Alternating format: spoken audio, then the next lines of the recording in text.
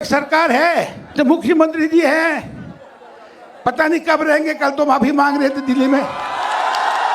मुझे बड़ी खुशी है कि दिव्या जी आजकल अच्छी बोल रही है। सरकार में गड़बड़ थी, उस टाइम आप मेरे को नाराज हो रहे थे, आप उस रास्ते में आ गए। आप कोई बात नहीं, सुबह का भूला शाम को घर आ जाता है तो उसको भूला नहीं कहते हैं। 2023 में सरकार का ऐसा माहौल रहा, कहीं नहीं, आपको पता ही नहीं लगेगा। सेक्रेटरिएट बुला रहे, क्या सेक्रेटरिएट में? वो तो बड़े बाबू बैठे हैं।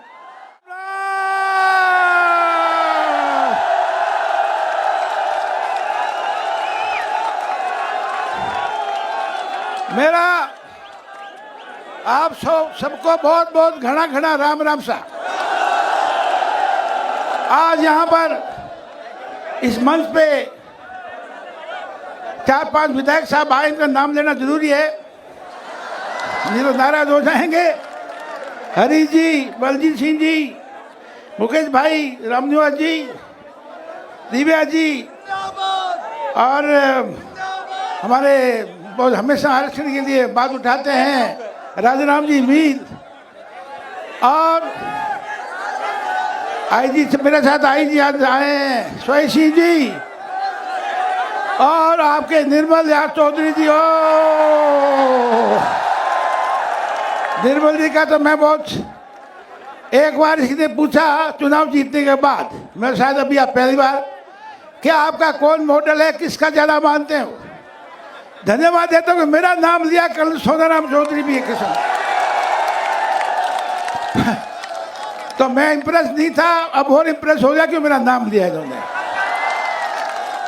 साथियों, युवाओं में आते मैंने कहा भी कि दो युवाओं की ताकत है, उसको कंजर्व करके रखो, बचा के रखो। उसको टेंट खाना अच्छा खिलाओ, पानी पिलाओ, टेंट में भी बैठाओ। अभी इनको थका देंगे तो आगे कैसे लड़ेंगे? मेरा सोच है, ये मेरा व्यक्तिगत सोच है, रहने का अपना अपना होता है। माफ करना, आप 8-9 बजे से आए हुए हो, धूप में बैठे हो आज ये, और मेरे साथ में आए मीडिया, मैं भूल गया मीडिया के बंधुओं, मैंने नाम नहीं लिया आपका, अब आए हो तो कोई बात नहीं, बहुत बहुत बातें कह दी। मैं तो आपको इतना कहना चाहता हूं कि ये जो मांगे हैं, इसमें सबसे बड़ी मांग तो ये जो 17 अप्रैल 2018 का है, वो संशोधन किया है, वो बहुत सरासर गलत है और ये बड़ी साजिश के साथ किया गया है। वो डीओपी पर बोल रहे थे, तो वहाँ पर सब बड़े बड़े ओबीसी का कोई नहीं जा, सब बड़े बड़े लोग हैं, तो उनको किस तरह से ओबीसी युवाओं को पीछे रखा जाए, इसमें चाल थी, पर चाल का पता लग गया। अब उसको चाल को और संशोधन को वापिस कैसे निरस्त किया जाए, उसके लिए हम इकट्ठे हुए हैं और इसके लिए हमको संघर्ष करना पड़ेगा। मुझे याद है 6 अगस्त को मेरे पास बाड़मेर के युवा आए, मैं वहीं था कि साहब इसके लिए हम और हरीश जी कर रहे हैं, तो मैंने एक शर्त रखी, मैं आपके पास में 36 घंटे हैं, अगर 2000 आदमी लेके आओ तो मैं आऊँगा, तो मैं नहीं आऊँगा।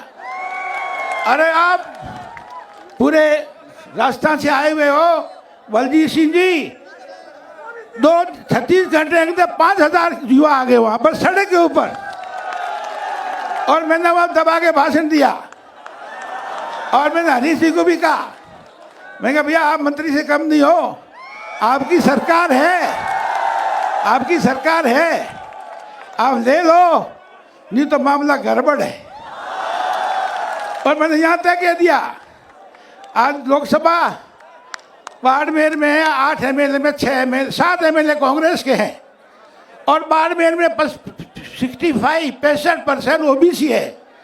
मैं कहा आपने नहीं किया तो सारी उल्टा खेल हो जाएगा। और इस मन से मैं कह रहा हूं, मैं कांग्रेस में रहा हूं, 3 बार सांसद, एक बार विधायक रहा, एक बार मैं सांसद बीजेपी रहा। दोनों पार्टियों को मैंने बहुत नजदीक से देख लिया है, दोनों को बहुत अच्छी तरह पहचानता हूं। ये अगर दे देंगे, अभी कह रहे हैं कि सेक्रेटरिएट बुला रहे, क्या सेक्रेटरिएट में? वो तो बड़े बाबू बैठे हैं, राजा राम जी और हरीश जी, आप वहां नहीं जाएंगे। यह पॉलिटिकल फैसला है, ये मुख्यमंत्री कर सकता है, काउंसिल ऑफ मिनिस्टर कर सकता है, और कोई नहीं कर सकता है। ये आपको मैं हमेशा चीफ सेक्रेटरी को बड़ा बाबू बोलता हूँ, है बड़ा बाबू है क्या उसके पास? आपको करते करते 2018 से 2022 तक 10,000 युवाओं का, ओबीसी युवाओं का नुकसान हो गया, पता है आपको? 10,000 युवा ओबीसी 4 साल में नुकसान हो गया, उसकी भरपाई कौन करेगा? ये मांग तो हम करा देंगे। हमने सरकार का मामला है, सरकार का मामला है तो आप जानते हो, एक सरकार है जिसके जो मुख्यमंत्री जी हैं, पता नहीं कब रहेंगे, कल तो माफी मांग रहे थे दिल्ली में। अच्छा, दूसरे मुख्यमंत्री बनना चाहते हैं, वो कहते हैं हम 2023 में सरकार लाएं। अरे 2023 में सरकार का ऐसा माहौल रहा, कहीं नहीं, आपको पता ही नहीं लगेगा। मुझे बड़ी खुशी है कि दिव्या जी आजकल अच्छी बोल रही है। जब 2000 दिव्या जी, मैं खुली बात करता हूं, आपके पिताजी मेरे बहुत अच्छे दोस्त थे, और मेरे परशुराम जी मेरे खास ये गार्जियन थे। मुझे गर्व है कि मैं नाथुराम जी के साथ एमपी रहा, बलराम जी के साथ एमपी रहा, नवोद कुमार शर्मा जी के साथ एमपी रहा, शिवचंद्र माथुर जी के साथ रहा, शीशराम जी के साथ रहा, नटवर सिंह के साथ सांसद रहा। कहने का मतलब है मैं सबको जानता हूं। उस टाइम में आया था, सरकार में गड़बड़ थी, उस टाइम आप मेरे को नाराज हो रहे थे, आप उस रास्ते में आ गए। आप कोई बात नहीं, सुबह का भूला शाम को घर आ जाता है, तो उसको भूला नहीं कहते हैं। मैं आपकी गलती नहीं बोल रहा हूँ, आप भाषण देंगे मैंने बोले ना, मैं आपकी बहुत तारीफ करता हूँ। 1998 में जब 156 सीटें आई, परशुराम जी की बारी थी, परशुराम जी को नहीं बढ़ाया, मैं लड़ा, और हुआ क्या, 5 साल के बाद में 156 एमएलए से 56 एमएलए आ गए। 2008 के अंदर मैं भी एमएलए बना। मुझे कहा आप मुख्यमंत्री, मैं कहा मेरे से बहुत सीनियर बैठे हैं, परशुराम जी है, रामजी जी है, नाथुराम जी है, बलराम जी है, शीशराम जी है, नटवर सिंह जी है, और भी कई थे। मैंने कहा नहीं कहा, और मैंने देखा हालत खराब है, तो मैं वसुंधरा जी को धन्यवाद देता हूं कि बड़े नेता हराने के लिए मुझे टिकट दे दी, बीजेपी ने हराया। और उसके बाद में क्या हुआ, 5 साल के बाद में मेरी टिकट ही काट दी। तो ये पता नहीं मैंने तो कोई पाप किया कि गलती की हो, देखो अखबार पढ़ते हो, पर यह जरूर है, मैं सीधी बात कहता हूं। और मैंने कहा 25 सीटें आएगी, 2013 में 21 में निपट गई। तो कांग्रेस की डूबती नाव थी, मैं चला गया बीजेपी नहीं तो नाव डूबती अंदर। तो मैं दूसरी में आरक्षण की बात कहूंगा। आप कई युवा है 1958 में 57 में पैदा भी नहीं हुए थे, आज उस बात को हो गए 25-26 साल। 1996 में एमपी बना, तो उस तक पुराने कोई मंडल अध्यक्ष था, वो था। उस वक्त आरक्षण कुछ जातों का यहाँ पर जाट है, बिश्नोई है, अहीर है, और दूसरे कुछ मुस्लिम आए। देखो आज मेव है, और ये अपने मुसलमान भाई आए हैं। पता ये पिछले 15 साल से कांग्रेस की मुखिया है, कहाँ के, बाड़मेर के, सुनसिया आपने नहीं सुना। तो इसलिए मैं आपसे कह रहा हूँ कि इसलिए हमको उनको सोचना पड़ेगा, करना पड़ेगा। फिर मैंने संघर्ष किया, 19 मीटिंगें हुई, राजा राम जी जानते हैं। आपने 22 साल से किया था, मैं 27 साल से कर रहा हूँ। 19 मीटिंग में गया और आरक्षण लेके कर रहे। अब उस आरक्षण के अंदर वापस ये गड़बड़ कर रहे हैं, उसमें छेड़छाड़ कर रहे हैं, इसलिए ये बिल्कुल उनको हमको मंजूर नहीं है। अभी हरीश जी ने मांगे मोटी मोटी रखी, मैं उन मांगों को सारांश में कह देता हूँ। एक तो जो 14 अप्रैल 2018 का जो है उसको निरस्त करें, ठीक बात है कि नहीं है। दूसरा, हाँ संशोधन करें जो भी है, और उससे इसकी वजह से मैंने जैसे कहा 10,000 युवा ओबीसी के वंचित रह गए हैं, उसकी पूर्ति कैसी होगी। उसी पूर्ति कैसे करेगी सरकार ये? उसके भी उसको आप जो मांग पूरी करो, मांगो ना। हाँ हाँ, शेडो और शेडो पोस्ट हमारी प्रेस, वो बहुत जरूरी है। दो मांग। और तीसरी मांग जैसे इन्होंने भी कहा था, रोस्टर व्यवस्था, जैसे एसी के 16%, एसटी के 12%, ओबीसी 21%, मोस्ट ओबीसी है 5%, ये इकोनॉमिक वीकर सेक्शन इन्होंने 10%। उसी तरह से इनका जो हमारा जो होगा ओबीसी का, वो होना चाहिए। दूसरी बात में आपको अभी हरीश जी ने कहा, मैं भी फौजी हूँ, एक्स फौजी, फौज में फुल कर्नल था, छोड़ के आ गया, नहीं तो आगे ब्रिगेडियर जनरल बनता जरूर में। तो मैं फौजी भाई यहाँ बैठे होंगे, मैंने इसका स्टडी किया, एग्जामिन किया पूरा, तो 12.5% है, वो एक्ट में है फौजियों के लिए, उसको कोई छेड़छाड़ नहीं कर सकता है। ये जो अपने ओबीसी के युवाओं के जो मांग है उसके खिलाफ बोल रहे हैं, उनको भटका रहे हैं ताकि फौजियों को आपस में लड़ा दो, फौजियों को, ओबीसी युवाओं को। फौजियों का मैं फौजी हूँ, उसमें किसी तरह की कोई नहीं है, कोई नुकसान नहीं होगा। मेरे ख्याल में कल मीडिया छापेंगे और मैं प्रेस कॉन्फ्रेंस करूंगा और कह दूंगा आपको। अब मैं, अगर ये आरक्षण, मुझे कोई विश्वास है नहीं, अगर ये आरक्षण नहीं देते हैं तो क्या करना चाहिए, उसका मैंने एक लिस्ट बनाई है, बताऊँ आपको। अगर नहीं दिया तो हम उसके बाद में हम तो ले पड़ेंगे, जिलों में जाएंगे। अरे यहाँ राजा राम जी यहाँ टेंट लगाएंगे, खाना खाएंगे, क्या उसे मिलेगा? वोट तो है अपने शहरों में, गांव में, और वहाँ ललकारेंगे इनको, दोनों पार्टियों को। ये आज पॉलिटिकल मंच नहीं है, मैं कहना चाहता हूँ, माफ करना। हम बोल रहे हैं, न कांग्रेस का मंच है, न बीजेपी का मंच है, ये हमारी मांग है, उसका मंच है। आज राजस्थान में 60% ओबीसी है। तो साथियों, अगर हमारी मांग नहीं होती है तो हमारा कहना मानना, मानोगे मेरा? अरे मैं अकेला नहीं कहूँ, हम कमेटी बनाएंगे और जो होगा उसका सफाया कर देंगे, जो पार्टी मांगे। ये समझ रहे हैं, बीजेपी वाले समझ रहे हैं, वो कर दे। इसलिए ये बहुत जरूरी है। और मैं और कुछ मेरे कमेटी वाले वहाँ से जिलों में आएंगे, साथ दोगे कि नहीं दोगे? हाथ खड़े करो। अखबार में देंगे, मीडिया में देंगे, वहाँ जरूर आओगे। क्योंकि ये सरकारें, पार्टी में जानता हूँ, ये किसी से, भगवान से नहीं डरते, ये भगवान से नहीं डरते हैं, पर वोटर से बहुत डरते हैं सारी। क्योंकि उनको वापिस एमपी बनना है, एमएलए बनना है, सरकार बनानी है।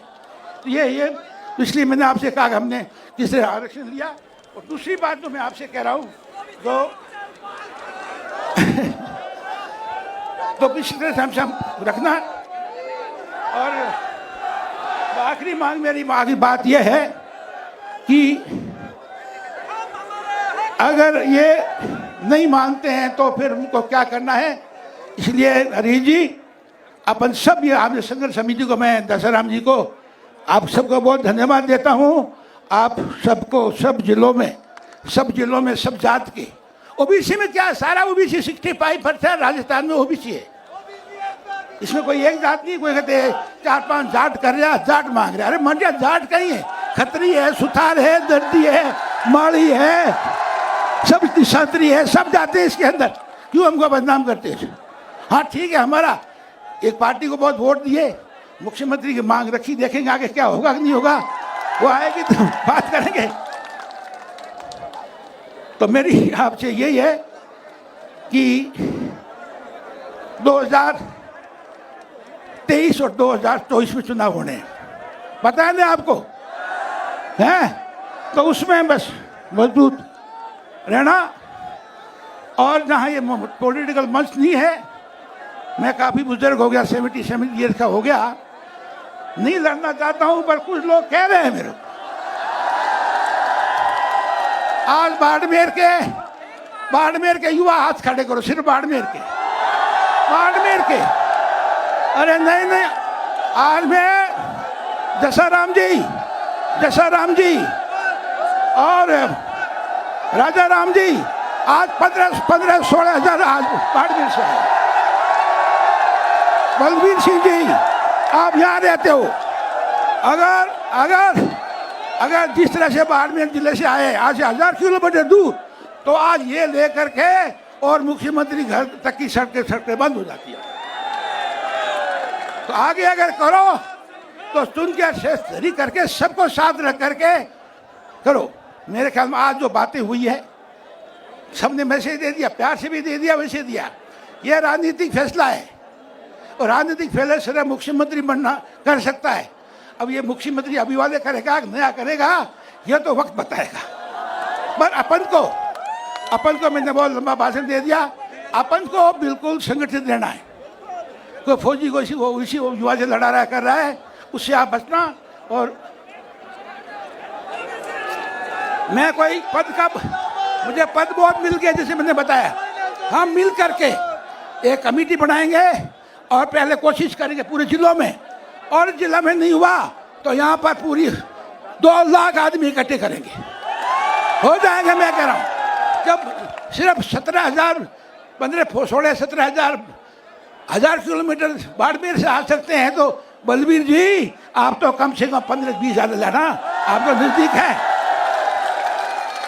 अभी हरी सिंह ने नाम लिया, आज मैं भाषण खत्म कर रहा हूँ।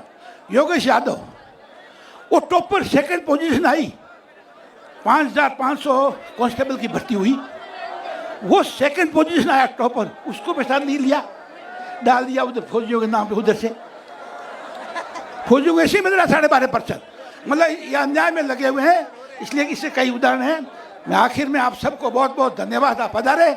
और अभी मैं फिर कहूँगा कि आप सेक्रेटेरिएट में आदि से जाओ, ये बाबू का हाथ में कुछ नहीं है, ये पॉलिटिकल फैसला है। मेरे साथ राय है राजा राम जी, ये पॉलिटिकल फैसला है। जैसा राम जी, उन बाबुओं के पास कुछ नहीं है, मैं आपसे कह रहा हूँ।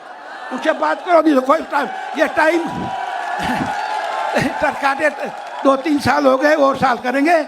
आपने मेरा भाषण सुना और आखिर में आप सब यहाँ पधारे, और ये जो आपने ये बैठक की उसके लिए मैं बहुत बहुत धन्यवाद देता हूँ।